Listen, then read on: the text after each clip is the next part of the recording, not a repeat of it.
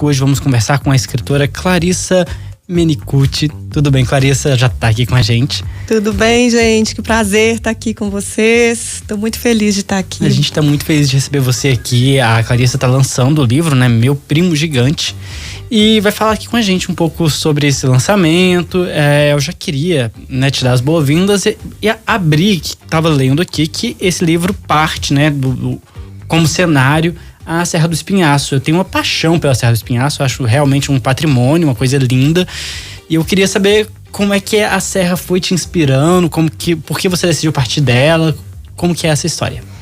Então, o Meu Primo Gigante, ele surgiu, assim, na minha vida, na vida da minha família, assim, num momento muito particular, assim, muito especial. Eu estava grávida do meu segundo filho e a minha filha mais velha, que era pequenininha também na época, tinha 3 anos, se viu às voltas ali com uma situação complicada, né? De deixar de ser a pequenininha, a menorzinha, o centro do mundo, para virar uma irmã mais velha, né? Então ela ficou ali meio sem saber como lidar com essa situação, uma série de sentimentos que ela não conhecia. E ela arrumou uma saída, né? Criança é muito interessante porque eles arrumam as saídas no meio da fantasia, né? Então ela criou um amigo imaginário, um gigante. Nossa! E esse amigo imaginário, esse primo gigante, ele entrou na minha casa de uma forma muito intensa. Ele tomava café com a gente, ele almoçava com a gente, ele dormia com a gente. Ele foi para a escola da Alice, todas as professoras já passaram a conhecê-lo, as amigas da Alice. E ela conversava com ele mais do que ela conversava com a gente. Chegou uma época que ela conversava com ele o tempo inteiro. E a gente chegou a ficar meio preocupado, assim, né? Eu conversei com algumas pessoas na época, eu falei, gente, será que isso é normal? Será que essa criança tá escutando alguma voz? O que é isso, né? E aí, com o tempo, a gente foi entendendo que na verdade, foi uma saída muito criativa que ela mesma criou, né? Para arrumar um lugar, um espaço onde ela permanecesse sendo a menorzinha. Então, ela foi visitar uma casa de gigantes, né? Onde ela era pequenininha, onde todo mundo tratava ela como menorzinha. Então foi um lugar confortável que ela encontrou para lidar com esse momento novo, né? Porque se na casa da gente ela estava mudando para um outro posto de irmã mais velha, na casa do gigante ela continuava pequenininha.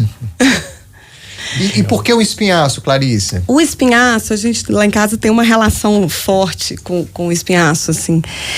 A gente sempre frequentou muito, né? A Serra do Cipó e ali vários vilarejos. O livro, especificamente, ele é ilustrado num vilarejozinho que chama Cabeça de Boi. Real? Existe mesmo? Existe. Com esse nome, inclusive. Com esse nome. A gente até brincou com esse nome numa das ilustrações. A gente fez um desenho de Minas Gerais, porque o editor chegou a sugerir e falou, mas se vocês colocarem Cabeça de Boi, a gente vai vender isso para outro estado, quem vai saber, né? Aí a gente localizou no mapa, que faz parte do espinhaço. Mas o meu marido, que é o ilustrador, ele é professor de ecologia, então ele está sempre no espinhaço, fazendo campo com os alunos. Então a gente tem uma relação ali com os campos rupestres muito, muito forte.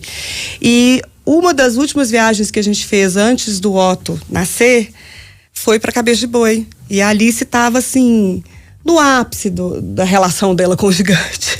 Quantos anos tinha ela? A Alice tinha 3 anos. E hoje a Alice está com quanto? Hoje a Alice tem 9. Existe ainda o gigante? Não. A coisa mais curiosa foi que, assim, essa relação ela foi sumindo gigante com ele, porque eu acho que ele era necessário. Na literatura. Tá eternizado. Ele ficou eternizado de alguma forma. Ela enfim, depois que o Otto nasceu, assim, porque os irmãos não se amam de cara, né? É uma relação, a minha esposa é psicóloga, ela fala muito isso. É uma relação extremamente construída. Exatamente. Ela não existe, né? Ela é muito delicada, assim, é uma relação paradoxal, né? E eu acho que o livro fala muito desses sentimentos paradoxais, sabe? Das relações de irmãos. Porque tem muito amor, mas tem muitos ciúmes. Ao mesmo tempo que ela se sentia muito encorajada de ser a mais velha, ela tinha muito medo desse lugar também. Que responsabilidade é essa? E aí, uma das viagens que a gente fez antes do Otto nascer foi para Cabeça de Boi. E a Alice andava no meio dos campos rupestres conversando com esse gigante. Você estava grávida já? Eu grávida, não estava conseguindo nem andar direito e ela ficava louca lá andando e conversando assim. As pessoas viam e falavam, gente, essa menina não bate bem não, porque ela conversava com ele o tempo inteiro. Que legal. O tempo inteiro. E aí foi assim, quando ela começou a me contar e quando eu entendi que ela não estava louca, que era uma estratégia que ela tinha inventado e que era legal, eu me permiti conhecer o gigante também. Comecei a conversar com ele também. E aí, eu perguntando pra ela, o que ele tá falando aí agora? Me fala. Aí ela, peraí, mamãe, peraí que eu vou te dar um toque aqui que ele tá falando um negócio meio complicado. Então, eu ia entrando na viagem dela e conversando com ela. E aí, meu companheiro topou também a coisa de encarar as ilustrações e a gente misturou com muitas imagens que a gente tinha já do espinhaço, algumas fotos. Então a gente brincou com essa coisa da realidade com a fantasia. Posso mostrar? Que eu sei que você tá com ele aqui, eu quero mostrar. Posso? Claro. Pessoal da técnica que tá aqui, nossa direção de imagens, vê se consegue mostrar aqui. A capa tá linda.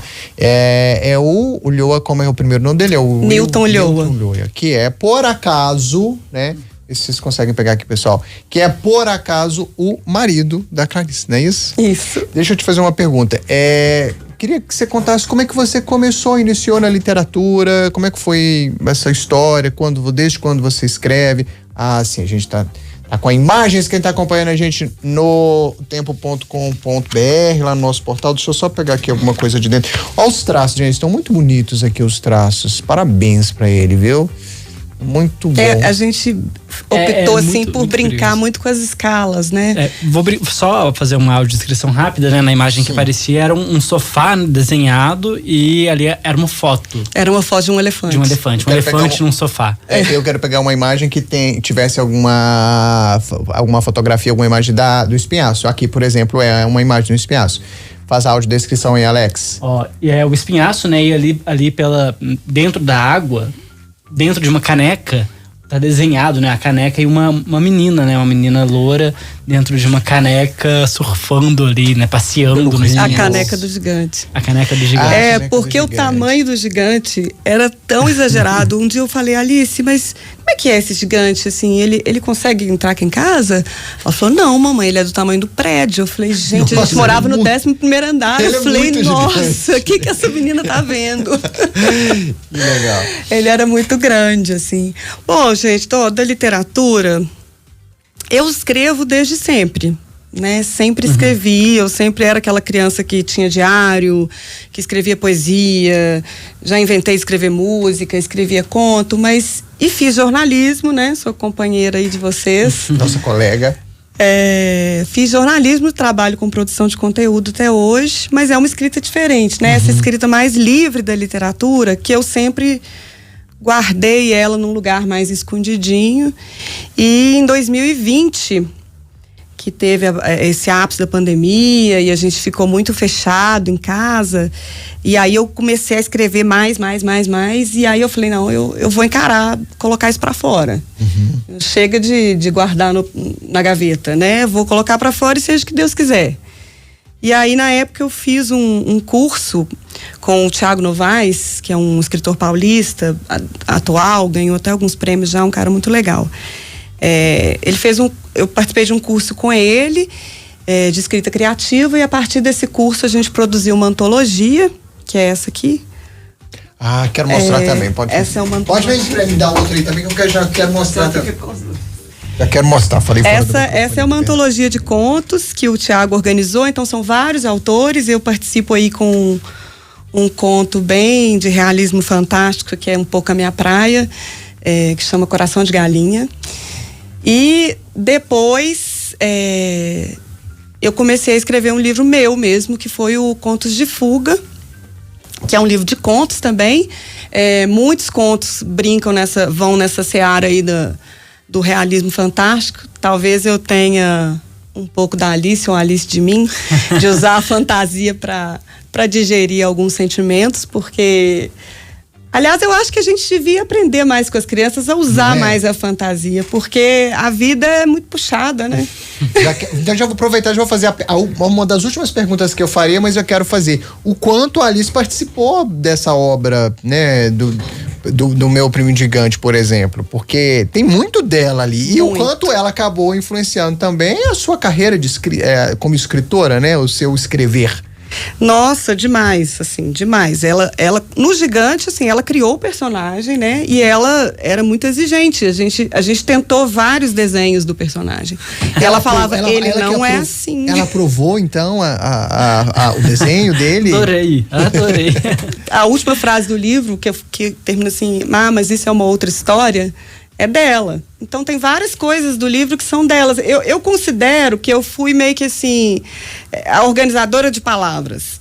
Mas as já palavras... Já estava tudo ali, você só organizou. Isso. Inventei uma coisinha ali, organizei, mas ela tinha ela sabia quem era ele, assim.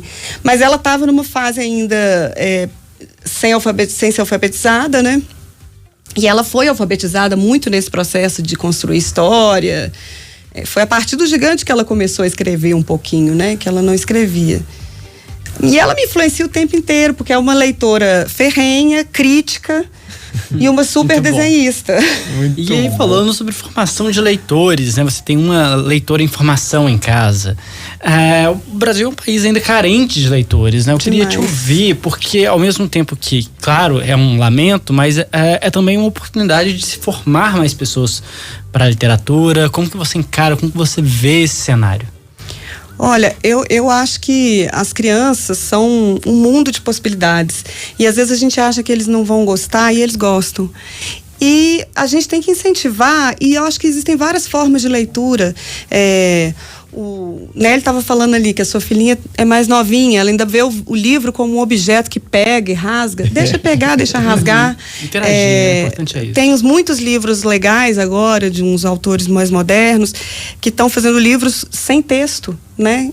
Com os livros só com as cenas, que é uma leitura de imagem, que é um tipo de leitura também. E as crianças mesmo montam as suas histórias. Eu acho que a relação com o texto, ela vem muito antes da alfabetização. A minha filha foi uma menina que demorou a se alfabetizar, mas ela já tinha uma relação de interpretação de texto anterior. Então eu acho que assim, a gente tem que ler para eles, a gente tem que contar histórias, porque as histórias contadas, com expressões, com caras e bocas, com imagens, é isso que dá vontade de ler, né? E não desistir das nossas crianças, não desistir, porque elas podem muito mais do que a gente imagina, muito mais. E eu queria que a gente aprendesse com elas essa coisa da fantasia, sabe? E essa coisa também que eu acho muito, falando sobre formação de público, é de o quanto antes você ler, você dar os livros para que a leitura não seja aquela coisa obrigatória, né, na escola, que você seja obrigado a ler os clássicos, né, porque para a maioria dos brasileiros, como o Alex falou, é isso, a leitura é uma obrigação acadêmica, e quando é dessa forma, ela é pesada, ela não muda a gente, não transforma a gente, como essa leitura que a gente aprende desde criança. E aí acho que essa formação de novos públicos está muito ligado a ter o livro em casa desde sempre, né? Eu, antes de Ana nascer, ela já tinha os livros dela. Tem alguns que estão guardados que ela vai destruir, não posso pegar agora, mas ela já conhece, ela já sabe o que é livro, ela já sabe que lá tem uma história. Então é como você falou, já existe uma relação dela com o livro, ela já entende que seja uma relação de brinquedo. Talvez ela ache que o livro ainda é um brinquedo, mas existe. Mas ele é um objeto, né? O livro é um objeto. Por que o livro no papel não acabou ainda? Porque é muito gostoso pegar um livro novinho, sentir o cheiro. Você acha que vai acabar? Era uma pergunta, né, Alex? A gente queria fazer. Eu queria que não. Você lê no Kindle? Conta pra gente. Gente, eu detesto ler no Kindle, mas eu acho que é uma coisa minha, assim. Eu até acho que o Kindle democratizou demais, né? É mais barato, é mais fácil. Mas eu sou muito do papel, eu adoro um livro, assim. Eu gosto do livro objeto, assim. Eu gosto de folhear, eu gosto de marcar o livro. Então eu acho que esse livro objeto é interessante ainda. E para criança, principalmente, porque é uma hora de sair da tela, né? É lúdico, né? Tem uma questão também sobre esse livro mais recente seu, né? O meu Primo Gigante. Eu queria saber um pouco, tem alguma ideia de mensagem? O que você traz para esse leitor? O que fica dele, né? Tipo assim, você lê o livro, o que fica dele? Eu gosto muito dessa coisa. Lembra vocês são contemporâneos, eu só lembrar. Antigamente os desenhos, desde sei lá, enfim, tinha sempre uma historinha no final. Eu acho não que lembro. Tinha um personagem que aparecia no final e falava, a mensagem do dia é... Porque eu acho isso genial. Eu sempre, quando pergunto, eu falo, o que esse livro quis dizer pra mim? O que é, então, a mensagem do Meu Primo Gigante, por exemplo? Eu não sei se tem uma mensagem. Eu acho que tanto a gente como as crianças, né? Eu acho que em alguns momentos da vida a gente se sente muito pequeno, né? Os problemas são muito gigantes, assim, nos parecem muito gigantes, né? E aí eu acho que a gente tem que inventar. E a gente, criança, inventa com a fantasia, a gente inventa de outro jeito. Mas a gente tem que inventar para não perder esse encanto pela vida, que é o que é maior, de fato, que é o que tem que ser gigante, né? E eu acho que, particularmente, para as famílias que estão recebendo novos filhos, né? Que têm irmãos, o livro vai pegar mais, assim. Eu acho que é um livro que mexe mais. Eu recebi várias mensagens de crianças que foram no lançamento e que têm irmãos...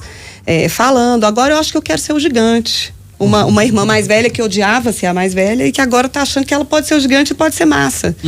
Então, assim, dar o devido cuidado dessa delicadeza dos sentimentos que são paradoxais, e às vezes a gente acha que isso é ruim, que a relação entre irmã tem que ser plena, tem que ser linda. Não é. E não vai ser, não vai ser, ponto. Até porque é durante essa fase, na troca com o irmão, que se aprende a solucionar conflitos, que existe a necessidade de acordo. Exato. Então, mesmo esses conflitos são necessários, são até bem-vindos, né? Eu acho que eles fazem parte do amadurecimento, né? Exatamente. Acho que é você entender que existem coisas que são paradoxais mesmo e criar estratégias as mais leves possíveis para lidar com esses conflitos das relações sem perder esse encanto pela vida, né? Eu acho que isso é o grande ponto para mim. Muito Maravilha. legal. Bom, infelizmente, né, Alex? A gente poderia ficar aqui uma tarde toda, Clarissa, mas infelizmente a gente não tem esse tempo todo. Foi um papo muito agradável. Quero que você volte mais vezes. Só chamar. Aqui, portas abertas. Mas você. Antes, conta onde acha esse livro. Onde acha, enquanto eu quero que o pessoal mostre aqui, então. Como comprar, onde te achar nas redes sociais e tudo mais. Hoje, minhas redes sociais é o Cacá Menicucci, tô no Instagram, Cacá Menicucci com 2 Cs no final. O livro está à venda no site da Crivo Editorial, que é a editora que fez o livro, e a partir da semana que vem provavelmente vai estar nas livrarias também, mas ele já está disponível no site da Crivo Editorial. Tem a loja integrada lá, entrega em casa, tudo bonitinho. Opção boa para presente de Natal, viu, gente? Acabou de sair gente? do forno, né? Você teve um encontro nesse final de semana. Foi domingo lá no Memorial da Vale, o lançamento. Maravilha. O site é crivoeditorial.com.br. E os seus, os não são infantis, os adultos, a gente acha onde? Essa antologia foi filha única, assim. Agora, o Contos de Fuga, ele tá disponível no site da editora Urutau. Tá. Qualquer coisa, manda mensagem lá pra ela lá no Instagram, que ela organiza aí, manda pra você. O Contos de Fuga, né? É facinho também, no site da editora Urutau, acho que é .com.br também. Vou checar agora. É isso, o Alex é excelente nessa uma velocidade pra digitar essas coisas aí, né, Alex? Isso, editora Urutau, com U no final, .com, sem o BR no final. Isso. Maravilha. A gente bateu um papo aqui então com a escritora Clarissa Menicucci, que está lançando um livro infantil maravilhoso, Meu Primo Gigante. Foi um prazer recebê-la aqui. Volte mais vezes. Até breve, se Deus quiser. Gente, prazer foi todo meu. Adorei a conversa. E volto, assim que vocês me chamarem, eu tô de volta. Ótimo, então. Maravilha. Combinadíssimo.